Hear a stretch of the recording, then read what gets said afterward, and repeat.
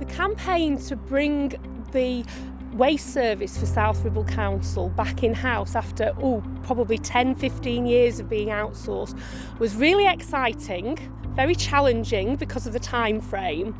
I didn't really have a lot of experience of being a branch secretary. I had no experience of insourcing, so I wasn't afraid. So we just went for it.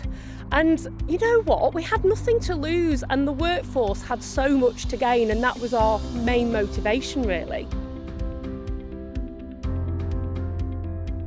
18 months ago, South Ribble Council was 2p'd over to back in-house. Our members are providing a frontline service, a local public service, and yet they weren't part of the council, and it was very important for them to become part of the council. And that was really, I think, what swung the decision. Before, it was very hard as a private contractor to see what the council actually did. But coming back in-house now, we can see what the council actually do, and we've got more of a say in what happens to our lads out on the ground now. So basically in June of last year we was all 2p'd over to the council. The council took it back in-house to save money. Being brought back in-house was better for us because we got better pay, better benefits, better pension, better sick pay. Our campaign started with lots and lots of early mornings here at the depot, talking to members and a lot of non-members. A lot of people were working in a private company, they'd worked in a private company for a long time. They didn't really understand what a union was, and they didn't understand the importance of actually having that collective voice, particularly going through this process. I joined the union about 3 months before we was due to change over because of the 2P process. Recruiting is an important part of the union role. I've recruited quite a lot of the waste officers over for South Ribble Council just to ensure that we've got that extra support for our lads. We recruited an amazing rep who then really got stuck in and helped recruit some more members, and we ended up having a really, really strong voice. And it was so important to listen to what they wanted and also to educate them into the wider benefits of being part of the council. So it isn't just about your hourly pay, it's about your pension, it's about your terms and conditions, it's about the policies that we negotiate on every month with the council. Working in-house will open more opportunities because we have more courses we can probably go for. The TUPN has helped our terms and conditions. We have more money now. We've got better pay structure in place. We've got better holidays in place. We've got more of a say in what we do now since coming over to the council rather than working with a private contractor. The real spark of this campaign was actually member-led. One of our members stood up at our AGM meeting in March 2022, bearing in mind that the contract was due to finish in June, so we had very little time, and he said to the leader of the council and asked the leader of the council if he would be willing to insource waste. And the leader of the council, Paul Foster, who is definitely a man of action, he basically said that would be his desire and he would explore it. And that was in March, and literally a few days later, he contacted us and said, I'm going to take a paper to full council in April and I am going to propose insourcing waste in South Ribble in June. I'm firmly of the view that public services can only be delivered at its best by the public sector. And then I was quite appalled as well when I did a deeper dive into some of the wages that the staff were on and the conditions and the appalling pension contributions. And these men and women do a great job for this local authority in our community, and they should be rewarded appropriately. And as I say, we wanted to bring them onto the same conditions as the rest of the council staff, and we weren't negotiating that. The councillors and the leadership, we must be all democratically accountable to our community. That can't possibly happen if the service is being run by a private sector company that's ultimately based in Spain in this example. And how can they then be held accountable? They can't be held accountable. So as I said, public services, accountability, local accountability is critical to us, and the only way you can do that is by having all the services insourced.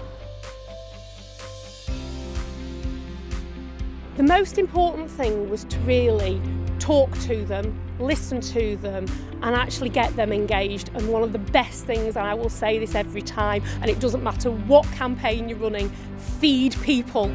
If you come down here at 6 o'clock in the morning and you give people bacon butties and you get the politicians down, you get the managers down, and we have those discussions, they will actually get involved and they will get engaged. So feed them and they will come. We couldn't have done it without UNISON, because they really do represent the staff here in South Ribble and Chorley jointly really well, and we did it as a collaboration together.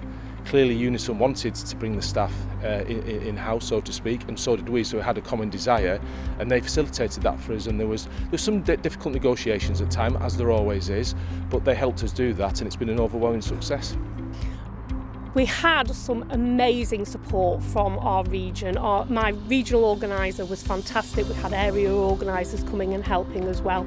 But really importantly, we also went to the bargaining support group, and they did an amazing piece of work.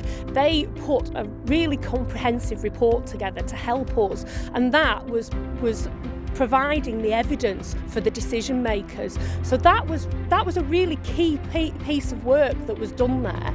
That I'd had no idea that those facilities were available within UNISON, but they are. So you have to use them. So we did, and it was fantastic, because what that did was explained in really simple terms to the decision makers how much profit the private company was making, and how much the costs were to the council, and what benefits it would be financially, and the evidence was there that bringing it in-house was a good thing. So the insourced waste services, it's subject to new legislation that the government are muddling around with at the moment, but because the team are in-house, they're going to help us develop the new service in line with the new regulations, the new laws when we receive them. But also we're looking for the staff to also share with us how we can improve that service even more, and it is a really well performing area of the council, I'm pleased to say.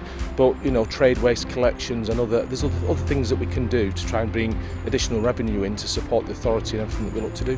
Now we're all one big team. The resilience is wonderful, because if we need drivers are multitasking now, the loaders are going off and supporting our neighbourhoods team when it's needed, and vice versa. The neighbourhoods team will come in and support the loaders and the waste team, and that never happened when it was outsourced. It happens all the time now. It's insourced.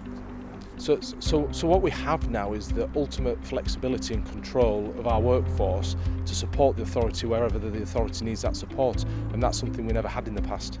Although the service had been outsourced, the risk wasn't outsourced. All the financial and performance risk still sat with the local authority, so why on earth would you do that? So we've insourced the service.